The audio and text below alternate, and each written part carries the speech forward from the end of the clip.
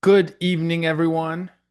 So glad you're able to make it today for the food logging workshop, where we're going to be walking you through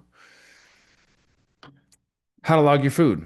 Sorry, I'm juggling multiple tech things here, but we're going to walk you through how to log your food. This is a beginner's guide, so everything you need to know from having never logged food before to logging it with accuracy, with ease, and with simplicity so that you can see better fitness related goals. Now, everything we show you today is going to be applicable regardless if you're trying to lose weight, if you're trying to gain muscle, or if you're just trying to maintain a healthy lifestyle and want better control over your eating. And I know food logging can sometimes get flack as being disordered behavior, as being over the top, as being too much work to sit there and enter into your phone all these different foods that you're eating. But in the course of my now 12 plus year career as a full-time fitness coach, is tracking your eating is the common denominator for the most successful transformations that I have seen. And it carries with it so many benefits. It allows us to uncover hidden routines, hidden patterns with our eating. It's helped people that I've worked with, including myself, be able to recognize when we're eating for things other than hunger, for emotion, for boredom, for stress. It's allowed us to see when we think we're doing everything correctly and we're not seeing the changes. It helps us to see what's actually happening. And more importantly, what we specifically need to change in order to see the changes that we want. So food logging carries with it many, many benefits. But if you don't know how to do it like any other skill, it's incredibly frustrating to try to sit there and play with all these different tech and with the different apps to make sure that you're doing it correctly because you can food log incorrectly. You can food log in a way that's going to not be very helpful for what you're trying to achieve. And so my goal today is to just help you have that underlying foundational understanding for how to navigate your food log, for how to begin tracking things so that you have better success. Now, if you've never been to one of these workshops before, like all of our other workshops, feel free to post your questions in the little question box on your end of the screen. I may not have time. We tend to keep these short, 30 minutes. This one I know is going to go a little bit longer.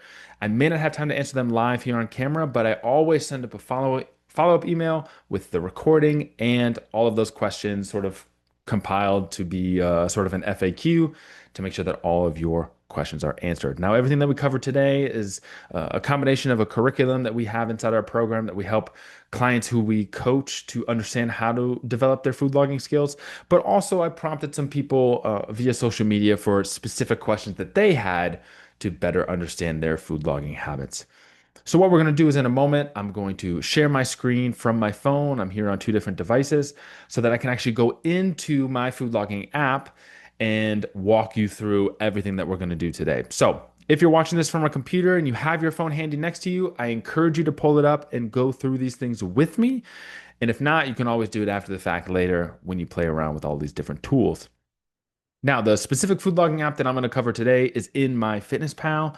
Why MyFitnessPal? Because it's free and it's still one of the most popular and easily accessible for most people. So everything I show you today is going to be in their free plan. So it's available for everyone on the call today to download and begin using all of the strategies we talk about immediately. That being said, with the exception of some like minor tech differences in terms of where you might locate things or how some of these apps might operate, every tool, tip, and strategy that I share with you today is replicable no matter the app that you're using. So these are skills and strategies, not specific tricks. So you should, with the exception of one, so you should be able to apply these ideas to any food logging app that you specifically might be using. And if you would like recommendations for that, pop it in the question box below and I'll include that in my follow-up email, my personal recommendations for best food logging apps. So with that, I'm going to share my screen and we're going to dive right in to our food logging workshop beginner's guide. Here we go. So, what we're doing here, This is inside of my MyFitnessPal app. So if you've ever been inside MyFitnessPal, you'll see this. Again, you'll see some of the ads pop up because we are on the free plan after all. That's just how it's going to be today. But you tend to learn how to ignore them pretty easily. The first thing we want to do with any food logging app is we need proper nutrition goals to be set. Because what these devices do as we enter food into them, it counts the calories, it counts all the specific nutrients, the carbs, the fats, the protein, and it presents it to us in a way that's easily understandable for us. But it needs to know what it's measuring against. So it needs the nutrition goals. It needs to understand what our goals are so that it gives us that information appropriately. So what we're going to do to first set our nutrition goals. On the bottom of the dashboard there, you see dashboard, diary, the ad sign, the plan, and more. We're going to go ahead and click the three dots, more. And then we're going to scroll down. It's about maybe 6 items down. Maybe this is the seventh item. You're going to click goals, that option with the little target that says goals. And here's where you're going to be able to enter your first set of goals. Obviously, you can enter a starting weight. You can enter what your current weight is. You can enter what your goal weight is, whether it's higher or lower than where you're at now. You can set a weekly goal for how much you'd like to lose, and this will allow the app to do some of the math for you. So this section here, and then your activity level, how active you are. Now, this section here is great if you don't work with a coach and you need a starting guide for what your goals should be. This will auto run some of the math equations that us coaches will use to help you establish your specific nutrition goals. So you can enter all of that there. But more importantly, what we want under nutrition goals, there's only one item option open to us because we have the free plan, which is calorie, carbs, protein, and fat goals. When we click that, we're going to get to this screen. This is where we can enter our specific nutrition goals. So if you entered all of your information on the prior screen, this will be auto-filled for you. If you're working with a coach or you have some experience in nutrition and you know what your goals are, then you can come in here and you can manually change those here, right? So here I can enter what my goal is for the day. I can change my percentages of carbs, fats, and proteins based on percentage scores here. It only allows you to do percentage on the free plan, which is totally fine. We use the free plan with all of our clients, so it still works. And then this is going to establish how it reads your nutrition information. Now, if you want specific help setting up your nutrition goals, you need help with this, feel free to shoot me a follow-up email when I send you the replay for this, and I'm happy to help you set these nutrition goals. But as a general starting point, what we like to do is around 40 to 45% carbohydrates, 30 to 35% protein, and 20 to 25% fats, obviously adjusted to meet 100% depending on what you do. And this is a great starting point for most people. But once we have that set in the app there, we're going to go ahead and save that, and we're going to go back to our screen. And then when we're in our diary, you can see in the top left-hand corner under calories remaining, my goal is our goal that we set, 2,650 calories. Now, currently the way MyFitnessPal is set up is it's adding the exercise calories from my activity tracker from my Apple Watch. So that's why you see my total calories, because I haven't logged anything yet today in preparation for this workshop, is my remaining calories is substantially higher than that, 3,309, because I've burned around 650 calories from exercise. This is something super important. If you are trying to lose weight, even though MyFitnessPal will auto add exercise calories if you attach any activity tracker to it, we do not want to eat those back. We want to stick to our goal of 2,650 in this case for me, because that is my weight loss goal. So ideally at the end where it says calories remaining, we want that to equal the exercise calories to ensure that we're not overeating. That is a very important point to understand. Okay. So now we have our nutrition goals set. Now the next thing you see as I scroll down my food log here, again, nothing is in here yet, but you see that the meals are actually times instead of breakfast, lunch, and dinner, what we typically understand. So the next thing I want to cover is how to change meal times. And our preference is to actually change the meal names to be time windows instead of names. So what we're going to do, back to that more section in the bottom of the dashboard, we're going to scroll all the way down till we get to settings. Inside of settings, we're going to go to diary settings, that third option. Inside here, we're going to scroll to the third to last. It says customize meal names. We want to select that. This, by default, will only show you 4 meal names: breakfast, lunch, dinner, and snacks. And that means that no matter when you eat these things, if you track, it will list them in your food log as breakfast, the category breakfast, lunch, dinner, or snacks. Here's why I like time windows better, and you can adjust these that match your lifestyle. I prefer 7 to 10, 10 to 1, 1 to 4, 4 to 7, 7 to 10 p.m. And then that last meal, 10 p.m. to 7 a.m., is pretty much anything after 10 p.m. I might eat. If I'm up late at night, if I'm out with friends, whatever the case is, I just enter it for the current day. Anything that leads me to 7 a.m. tomorrow is going to go into that category. The benefit of having these time windows, one, it gives us extra context. So if we enter all of our snacks throughout the day under one category, we can see the total and that'll help. But we don't necessarily know when we're eating those snacks. Are we eating them all at once? Are they spread throughout the day? Is there a specific time of day when we tend to snack more than other times? Because that can be indicative of changes we might need to make to our meals and our other meal structures. So this time window gives us more specificity into when we're eating, and that helps us better identify eating patterns. If we know when we're eating and we know when we're making mistakes, we can understand the behavior that is driving those mistakes, and that gives us more leverage to be able to change it. So I highly recommend you change your meal names to time windows. Now, what the time windows are, totally up to you. You can change them. Again, this is just what I prefer. This is why I encourage all of our clients because it sort of encapsulates most people's eating schedule. But customizing these meal names is going to make your food logging significantly more useful and helpful for you. Okay. So now we have our nutrition goal set and we have our meal names ready to go. Now we're going to actually get into logging food. This is the bread and butter. This is why we're here. So when I'm under the food diary, I can either hit that plus sign there on the bottom, which then I can click log food, or I can come up here to add food. Now there's three different ways that we can search for food. And the first is a generic search. So for example, let's say I had a turkey sandwich for lunch. I'm going to come in here and I'm just going to generically search turkey sandwich. Now that's going to populate a variety of different options. And as you look through the list of options there, one thing that you probably notice is that the calories that are listed under each of those options varies dramatically from one option to the next. Why is that? Well, that's because not everyone makes a turkey sandwich the same way. The type of bread used, the amount of lunch meat that's added to the sandwich, the amount of cheese or the type of cheese, the condiments that are added to the sandwich are all different depending on who's making it. Whether it's a restaurant, whether you're making it at home, doesn't matter. As a result of that, generic searches I would reserve for a last resort of what you need when you're logging your food because they're going to be the most inaccurate. Okay. Because there's no way to know specifically which of these is most closely resembling the turkey sandwich you're actually consuming. So, whenever possible, I highly recommend that we try to avoid generic searches. The one exception to this, maybe, is fruits and vegetables, things that are just standard across the board, kind of no matter what.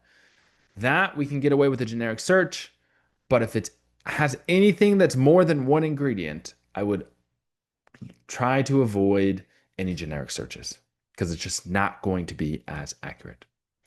The second way that we can search food is a brand search. So if you know the brand of the thing that you're eating, you can search that plus the food item, and that's going to give you a more accurate depiction. So let's say, for example, that the turkey sandwich I'm eating is from Panera Bread, as an example.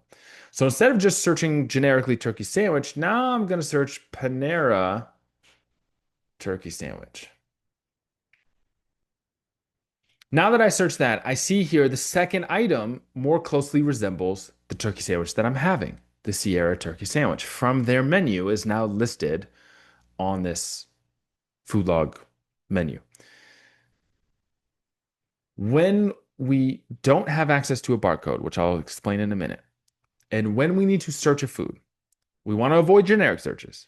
But if we know the brand, that can increase the accuracy of our food log entries because now we know what we're searching for. Okay. So when I click that, I can then add this to my food log. and boom, now my lunch, if I go back, I guess in this case, breakfast is now added into my schedule. The calories are there. It's now subtracting it from my total. Now, if I click this food item, I'm going to be able to see when I scroll down all of the different nutrition facts here. So I see the calories, of course, we already saw that, but I can also see the amount of total fat. I can see the sodium, the carbohydrates, how much fiber it has, how much protein is contained in that. And that's all going to become more relevant later because, again, we had those specific nutrition goals that we want to keep track of. Okay. So we have our generic search, we have our brand search, but now there's a third option, and it is the most accurate whenever possible, and that is the barcode scan feature. Now, I did need to have something that I could barcode scan. I have a water bottle next to me. We're gonna try that because I don't actually have any foodstuffs next to me at the present moment. So when I'm logging my food, if I'm getting ready to track something, I can click up here in the top corner, top right hand corner, or excuse me, the top left hand corner there, barcode scan. And what this is going to do, this is going to activate my camera. You can see me, it's one of those infinite loops. And again, I don't have any food stuff here, so we don't get crazy. But I'm going to scan this water bottle. So I just have to put it there. Boom, the water pops up. And I can then enter the amount, the number of servings, etc., the meal, right? Which time it's going to be, the quantity, the number of servings. And then I can add that to my food log. This is how easy it is when we have access to the barcode scanner to log our meals. Because anything that you consume that has a barcode, this is prepared foods, this is pantry foods, this is produce, fruits and vegetables that have barcodes, you can scan them. Meats and deli items that have barcodes, you can scan them. And it will immediately pop up with the correct entry that you can then enter into the food log. As easy as that. So I highly encourage you, try the trick to get the barcode scanner. Make sure it saves. Sometimes it doesn't save the location. It has to be set to the United Kingdom. Zip code can be normal, doesn't matter. Just set the location to the United Kingdom and you will get access to that barcode scanner. Now, so we have three ways we can search. Generically, if we're in a pinch and we just need something. Brand, we can search the brand food item and that becomes a little bit more accurate. Or we can use the barcode scanner for the highest level of accuracy for our food log entries. Now, as we're entering food, as we saw before with the water bottle, we have this screen, which is our number of servings and our serving size. These things can be changed. Okay, so a 6.8 ounce sandwich here. There's all these different metrics. I can weigh it by pound, by ounce, by gram. Change all these things, right? So a 6.8 ounce sandwich is half a sandwich. So one serving here is half a sandwich. I ate a whole sandwich. I got the whole thing, both halves. So I'm going to change this to 2 servings so it more accurately reflects the nutrition that I actually consumed. Okay. Now, the other thing I want to point out here with the number of servings, when the number screen pops up, you see it says decimal and fraction. If I switch this to fraction, now I'm changing based on fractions, right? 1, 2, etc. And then 1/8, 1/4, 1/3, etc., etc. It will always be easier for you if you set this to decimal. Because if you set it to decimal, you have more freedom into the serving size that you can put in there. Now, instead of having to figure out what the fraction is, if I have 1.5 and I didn't finish part of the sandwich, I can just put in 1.5 and it will change the nutrition accordingly. Okay. Now, under the serving size, here it came default 6.8 ounce for half the sandwich. If we're measuring ingredients for recipes, for example, that calls for a specific amount, either in ounces or grams, we can simply change that. And then we can put in the total number of grams that we're consuming. Where does this become helpful? Changing the unit that we're measuring this in. If you're weighing any of your food on a food scale, which again is a tool I highly recommend that you keep in the kitchen, especially if you're trying to lose weight, to accurately measure the portions that you're consuming, weigh them on the food scale. And weighing things in grams is always more accurate, but you can do it in ounces if your scale allows it. And then you can change the serving size to be grams and enter what the food scale says. Okay, so my food scale says 200 grams. When I put the sandwich on there, this is now the nutrition for that meal. So there's a lot of small changes we can make within the app to make our entries more accurate and a better reflection of what we're actually eating. Because remember, the thing with food logging, yes, even if we're just doing it without a lot of accuracy, just the awareness that it creates is helpful. But the more accurate we can be in our food log, the significantly better off you're going to be to actually see results. Okay. We have our generic search, we have our brand search, and we have our barcode search. But let's say you're making a recipe at home, and let's say it's a big batch of something, and you want to figure out how to log for the individual meals. Maybe you're meal prepping for the week, and it's going to make 8 servings. Do you need to constantly do the math for each of those individual meals for all 8 servings? Fortunately, we don't. Because what we can do here, if we go under more and we scroll down to meals, recipes, and foods, it gives us 3 options. I'm going to start with foods. Foods, you can create a food. So if I go here, create a food, I can put in the name, I can put a description, a serving size, etc. Just for test purposes. Uh, Ignore the words here. We're going to say it's I'm eating out at a restaurant. There's 1 serving for the entree that I'm doing. I put the brand in there. If the restaurant or establishment lists the nutrition online and it's not already in the database or searchable, you can create a food. And then when they list the nutrition information online, you can go then and copy that information to create a separate item that now exists in your food library. So let's use the Panera sandwich, for example. Let's say I get the Sierra turkey sandwich, a full sandwich from the restaurant, and I go to search it and it doesn't come up. Maybe that entry doesn't exist or it's not accurate. I can go to the Panera website, look up the nutrition information, create a food, call it Panera Bread Sierra Turkey Sandwich, serves two halves, or I can just say one full sandwich, totally up to you. And then I can copy the nutrition information from the website into this, save it, and it will then exist as a separate item in my library, right? So when you go under foods here, I did this for Chipotle, right? So Chipotle chicken bowl. I entered everything that I got in my go-to order for Chipotle, and now it lists all of that nutrition information so that anytime I order it the same way, instead of having to enter all the different pieces, the chicken, the rice, the beans, the sour cream, the vegetables, the guacamole, etc., I can just select this one option and it will account for everything as long as I order it the same way. So that's what creative food is. Create a meal is if we have a multitude of different foods that we eat as part of the same meal. So they're not separate food items, they're not separate ingredients, but they're separate foods.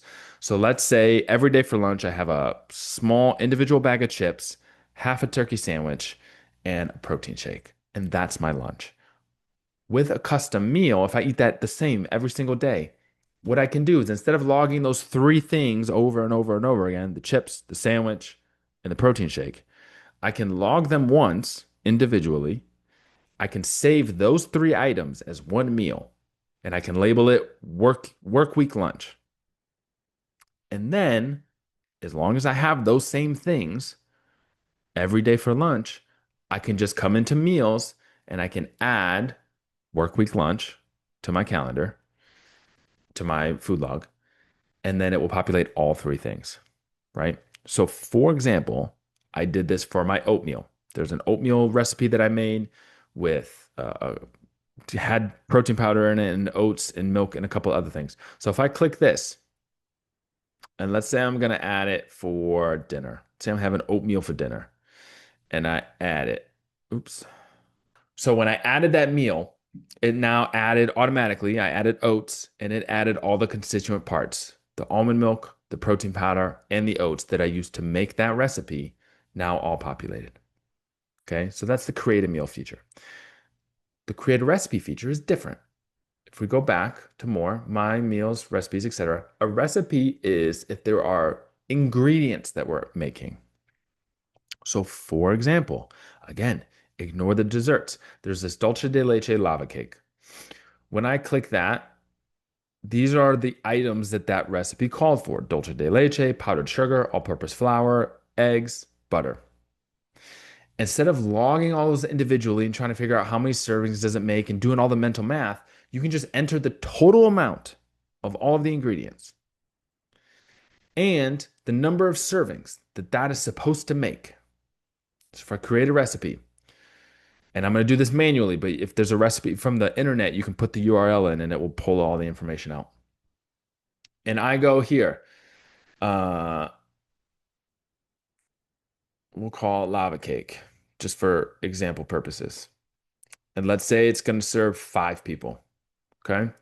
Now I add my ingredients, and we're going to do flour, all purpose flour, 2 cups. We're going to do chocolate chips. You're right. We're going to do, so it's a little bit more accurate. We're going to do Toll House chocolate chips. Here we go. Nestle Toll House chocolate chips, 1 tablespoon, 70 calories. That is 1 cup's worth, which I believe is 16 tablespoons. Boom. Okay. We'll add eggs. We're not going to do the full recipe, but you'll get the gist of it.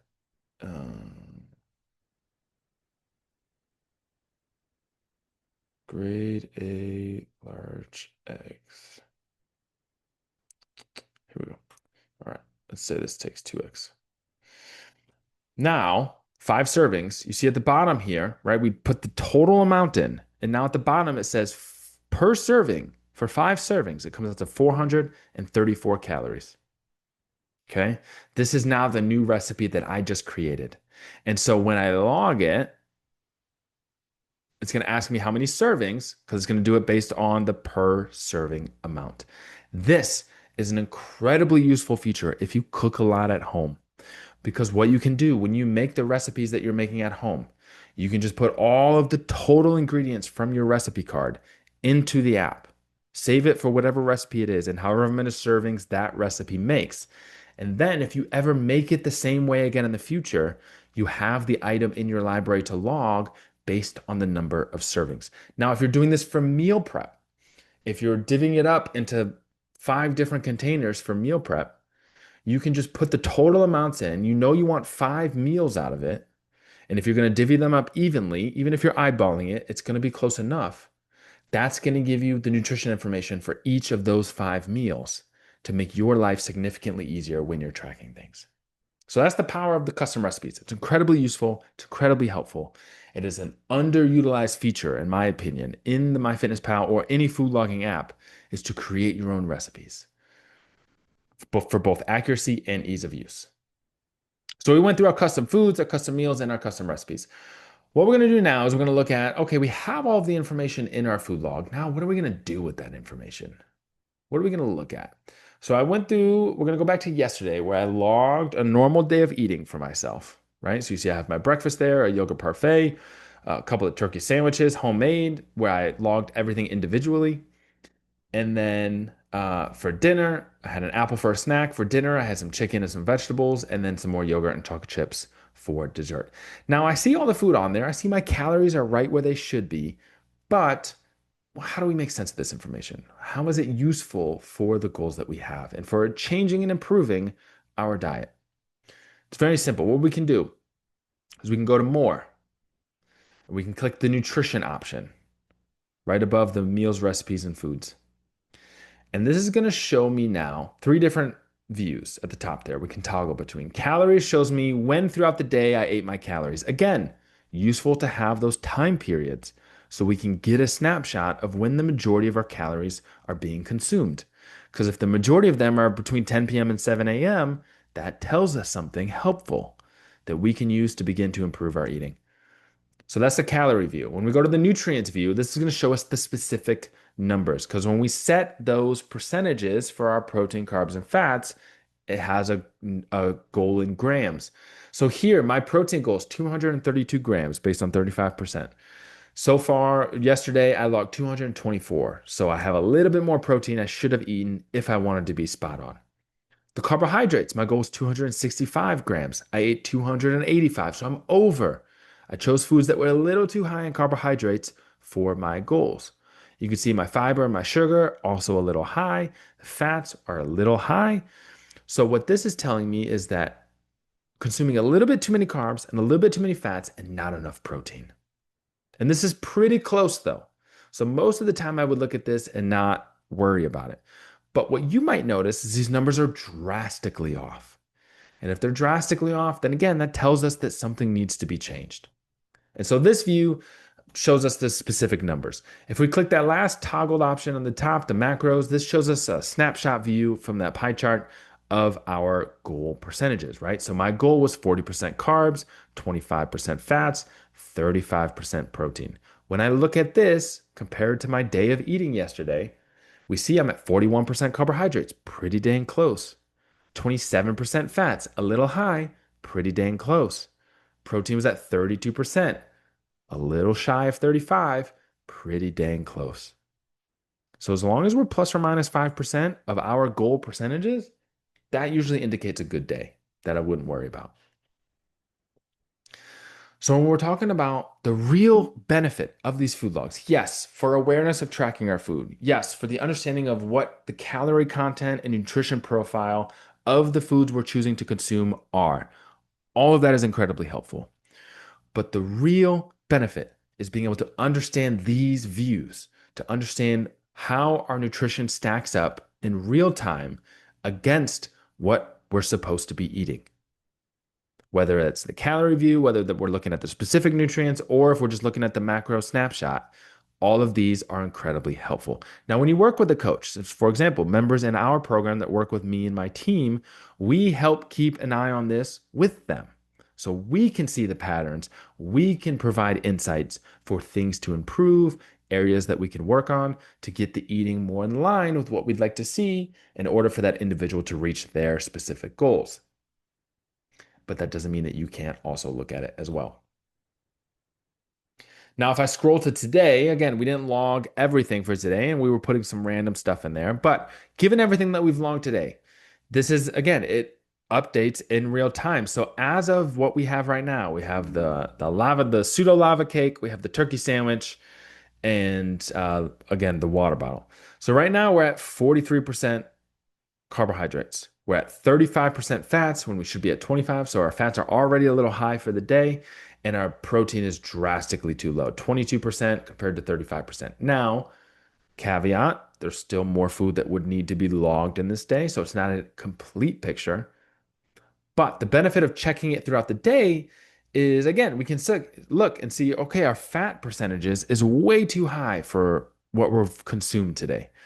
And that tells me that if I want these goals to match by the end of the day, everything I choose to eat from this moment forward needs to be low in fat so that I can help balance out the distribution of these nutrients. Again, if I go to the nutrient view, I can see protein is drastically too low. Fats is starting to creep up a little too high. So it starts to give me clues into what I need to improve as I go through the rest of my day to salvage the day. There's no reason we need to get to the end of the day to wait to check our nutrition and see how we did. Because if we do that, we can't do anything about it. And this leads me to a really important point that I like to share with people, the difference between proactive and reactive eating. Proactive eating, best practices, in my opinion, is to log food before you've eaten it. Reactive eating is logging food after you've already consumed it. Why do I make this distinction? Logging food before we eat it, as we can see, allows us to actually look at the nutrition and how it's going to impact our day before we've made the irreversible decision to consume that food. This is the closest thing to a superpower that we are ever going to get because we can quite literally enter food into our food log before we've consumed it and predict the future of how our nutrition is going to look for the day. And when we can predict that future, that means we have time to change the outcome. If we know our nutrition is going to be thrown off, we can make changes. Here's a good example of how I might use this. If I'm working with a member in our program who knows they're going out to eat with friends on Saturday night. What I recommend that they do to be a proactive logger and a proactive eater is sometime before Saturday, they're going to look at the menu of the restaurant they're going to. They're going to select the entree that they want. They're going to put it in their food log before Saturday for dinner. And what that's going to do is that's going to subtract all of those totals, calories, carbs, fats, and protein from their day, from their food log for that day. And that means that they can go into their log and they can see what do they have left to spend the rest of that day. And then they can work backwards to plan their breakfast, to plan their lunch, to plan their snacks leading up to that dinner to ensure that even if they eat the thing they want at dinner at that restaurant, they will not ruin their nutrition for the day. They can plan ahead, they can be proactive, they can log it ahead of time. Very helpful tip there for you. Log your food before you've consumed it because it still gives you time to change it. Now, this leads to a couple of questions that I got when I prompted social media for suggestions on food logging specific questions that they had. One of which was, okay, this is all great, Alex. I understand how to change my goals. I understand how to search foods using the different ways that we've done that. I now have access to the barcode scanner, which makes my life easier. I can make custom recipes so that my home cooked meals are more accurate when I'm tracking them. I know how to read the nutrition and pay attention to it so that I can make adjustments as I go. What happens if I'm trying to log food without all of the information? Up until now, we've logged things based on brand, based on barcode, based on clearly defined nutrition information for that food item. But sometimes we're going to be in an event where that's just not the case. You go to a dinner party with friends and they've made homemade recipes and you have no idea what's in it. Or you go to a restaurant and it's a more of a local restaurant. It's not a big nationwide chain and they don't list their nutrition information. You have no idea what's in it. What can you do to log food that you don't know what is included in that recipe? I'm going to give you 4 tips for this. The first is whether the calories make sense. So I'm going to use an example. Let's say that I went to this local Italian restaurant. I'm here in New Jersey. There's a lot of them. So let's say I go to a local Italian restaurant and I want to order the gnocchi pasta dish, and they don't list the food, the nutrition information anywhere on their website. So I have to figure out how to appropriately track this. What I'm going to do, I'm going to start with a generic search. This is one of those cases when a generic search is necessary because I searched the restaurant and it didn't pop up, right? So now I'm going to search for uh, gnocchi and cream sauce. Okay. So now there's all these different options, right? The first thing is obviously we have an assortment of different caloric content here. Okay. The first question I want to ask is, do the calories make sense? This is when we have to kind of use what we know to help steer us in a good direction. One thing to be clear, when we're logging without all of the information we need, we are making an educated guess. There is going to be no spot on target accuracy. You're not going to get it completely 100% correct. It's not likely to happen unless you're making it yourself or it's listed. When we're in this situation, we're just trying to make the best educated guess we can to get as closely as possible to logging what we need. And so when we do a generic search, do the calories make sense? Here's what I mean by that. If I choose one of these first options, let's say this gnocchi with the apple cream sauce, a 3-ounce serving, okay? A 3-ounce serving, a restaurant's not giving you 3 ounces. A restaurant's easily giving you 8 to 9, right? So let's say we're gonna do 3 servings of this. That comes into 917 calories, nearly 100 grams of carbs, which makes sense because it's a pasta dish. 51 grams of fat, which is high, but again, a cream sauce makes sense. It's going to have a lot of dairy in it. 917 calories for a restaurant gnocchi pasta dish makes sense. That sounds pretty close and pretty accurate to what a restaurant meal is likely to be. And if you're uncertain of how to estimate this, you can look up, if you know there's a restaurant that does list information for a specific food item, you can look up what theirs is and use that as a gauge to sort of measure how close you are. But let's go back for a second. So, 9-ounce serving of that gnocchi and cream sauce came out to 917 calories, pretty close. Let's go to this one that just says gnocchi. It doesn't list the sauce, it doesn't list anything. 1 cup, right? Let's see if we can change that cup to ounces. So this is 1 ounce, and we're going to do 9. Okay, so 9 ounces of this gnocchi dish came into 512 calories, 400 calories less. Here's what I mean by do the calories make sense? Nearly 1,000 calories for a restaurant pasta dish makes sense. It's high, but it makes sense. I know we want to believe that 500 calories in a restaurant dish makes sense, but it doesn't. There's no restaurant dish, not even the salads, have less than 500 calories. This so this item here at 512 calories, it doesn't make sense and therefore is not the best option for us to choose. Okay? So again, we're using our best judgment here, but do the calories make sense? The first tip I can give you. If you're logging food with limited information, the next thing I want to ask is there any nutrition information missing from the item? Okay, so if I go back to the gnocchi with cream sauce, I'm going to scroll down and look at all the nutrition information. As I scroll down, you can see most of the different nutrition items are complete. There's a number listed, and that means that whoever entered this did it with more care and consideration for the accuracy of this item, usually. But let's see if we can find one that doesn't have that. So let's go back to this one that we used. No, that one's pretty complete, so that's a relatively good sign. Let's see if we can find.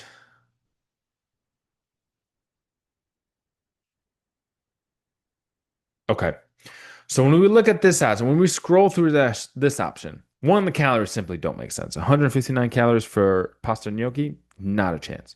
But when we look at all the nutrition, a lot of it is either zeros or just blank. If there's a lot of nutrition items, a lot of the nutrition fields missing or incomplete, that is usually a good indication that this option is not the most accurate option for us to choose. And so, knowing this, we can start to narrow down our choices. Do the calories make sense? Is the nutrition information completed, or is there a lot of information missing? This starts to help us figure out what is the best option to choose. That's the second thing we can do. The third thing we can do is we can look for green check marks. So, green check marks here, as you can see in some of these food items, are MyFitnessPal verified items. That means someone on the staff of MyFitnessPal has looked at this entry in their system, compared it to whatever the original item was, and has labeled it as accurate. Now, that can be helpful, not always, because it doesn't mean that you're eating that same item, but it just means that particular item is more accurate compared to some of these other ones, like these first couple up here that don't have any check marks. These are unverified options. It doesn't mean they're completely inaccurate. It just means they haven't been verified. So that's something else to factor in when you're choosing to log a food with limited information to help you get more accurate. Do the calories make sense? Does it have a green check mark? And is there any nutrition information missing from that item? Now, this works really well for restaurants, but what happens when you're logging food that you didn't cook? This could be a homemade dish from somebody else. This could, again, be a restaurant dish. When we're logging things, my best advice, again, to avoid generic searches, let's take the turkey sandwich. So instead of searching turkey sandwich generically, let's go back to that. We don't know how they made it. The thing is, when we look at a turkey sandwich, we can see all of the constituent pieces. We can see the bread, we can see the cheese, we can see the turkey. My best recommendation, instead of searching generically, If we can see all the different pieces, log the ingredients individually. Here's how that would look like. Instead of logging turkey sandwich generically, I'm going to come in and I'm going to say, okay, it's made with sourdough bread. So I'm going to come here and I'm going to search, oops, sourdough bread. Okay. We have here the one slice, 130 calories. Calories make sense for that. So I'm going to select this item. I'm going to do two slices. Boom. And I'm going to log that. And then we're going to come to, again, using what you know, Oscar Mayer deli meat. Am I using Oscar Mayer in the sandwich or the establishment? Probably not. But here we go. Six pieces. Deli meat, 2 ounces for 50 calories is a little bit more accurate. That nutrition checks out, and I had 2 servings of that. We're going to add that. Now we're going to come next for the cheese. I can tell that it's provolone cheese. Oops. Sargento brand. We're doing a brand search. So I'm searching for Sargento provolone cheese, and I did 1 slice of that. Let's do Heinz mayonnaise. Let's see if I can just get away with doing mayo. Okay, so we have here, again, I'm doing a brand search. Heinz mayonnaise. 15 grams is 1 serving, and that's, I believe, a tablespoon, and I did 2 of those. Boom. All right. So now, instead of doing the generic turkey sandwich route, I logged all of the pieces individually, the bread, the meat, the cheese, the condiments. And now I have a more accurate entry, which is significantly more calories than the generic turkey sandwich for what I'm actually eating. And so again, this can be a little bit more work doing the ingredients individually, but once you get good at it, you saw me there. It took me 45 seconds to log those things. When we get good at identifying the different parts of our meals and we log them individually, it will culminate in a more accurate entry than if we did a generic search. So, unfortunately, the end of that original recording of the food logging workshop, the audio completely cut out. So, I'm going to have to scrap all of that. But as a quick recap, the things we covered today, we covered how to set your nutrition goals inside the food logging app. We covered how to change the meal names from the standard breakfast, lunch, dinner, snacks to more accurate time windows to give you more insight and information. We went over searching foods using generic searches when in a pinch, brand searches for a little bit more accuracy, and barcode scans for the most accuracy of your food entry and also for ease of use. We went over changing the portion sizes, changing from decimals and fractions, being able to put in the number of servings and changing the unit with which it's being measured so that you can use a food scale at home for, again, even more accuracy. We went over custom recipes, custom foods, and custom meals to make it easier for you to log regularly when you're eating or repeating the same meals over and over again, or if you're doing meal prep at home and don't want to consistently put in the same things over and over again. We went through looking at the nutrition metrics, looking at your calories, your carbs, your fats, your protein to make sure that you're starting to learn and understand the role that all these different foods play in your nutrition, in your health, and in your fat loss. We went over the difference between being a proactive and a reactive eater, logging food before you eat it to really leverage the use of your food log to predict the way your nutrition is going to look before you make irreversible decisions. And we went over how to log your food when you don't have all of the information, whether that's checking to make sure the calories make sense, looking for a green check mark, or looking if there's any nutrition missing from that particular item. And we also went over logging individual ingredients for foods when you're able to figure out what those items are. And so all of these strategies are going to be really useful for you as you begin learning how to log your food and getting into the practice of it to make sure that you're not only learning more about your eating behaviors, but are also better able to recognize where you can make improvements so that you get better results. Now, the last thing that I want to share with you before I let you go, before we end this workshop, is I just want to share with you a special offer that I want to make, which is if you're still curious on what you should be doing, whether that's knowing what nutrition goals to enter into the app to begin with, whether that's still specific questions on what the best meal structure is for you or how to work these practices into a particularly busy lifestyle. anything that you have left outstanding at the end of this workshop, me or a member of my team want to help you figure it out. So we're offering you these free discovery calls. And all you have to do to book a call is visit the URL that you see here in front of you on the screen, ateamfit.com/book dash a dash call forward slash. It's going to take you to this screen where you just have to enter some basic information so that we can get in touch with you, name, email, phone number, so that we can reach out and schedule this roughly 30-minute phone call that's going to allow us to learn a little bit more about your specific situation. What are your goals? What are your struggles? What are the challenges that you face on a regular basis so that we can help you implement a plan to integrate food logging into your life, but also set those appropriate nutrition goals and get you started on the right path for whatever your goals may be. So if you're interested in taking advantage of this, please visit the URL that you see here, ateamfit.com/book a call. Enter the information here and submit it, and then me or a member of my team will get in touch with you shortly thereafter.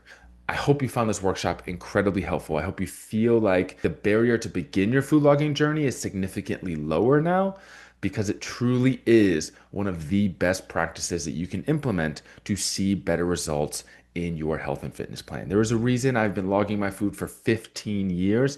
10 of those years have been a consecutive unbroken streak in MyFitnessPal where I didn't miss a single day of logging my food for 10 straight years. And it helped me not only transform myself physically, but also have a great understanding of my eating habits and how I needed to change them that has helped me have a better relationship with food. And so if you want something similar, food logging is the best place to start. So thanks for joining me on this food logging workshop, and good luck in your food logging practice.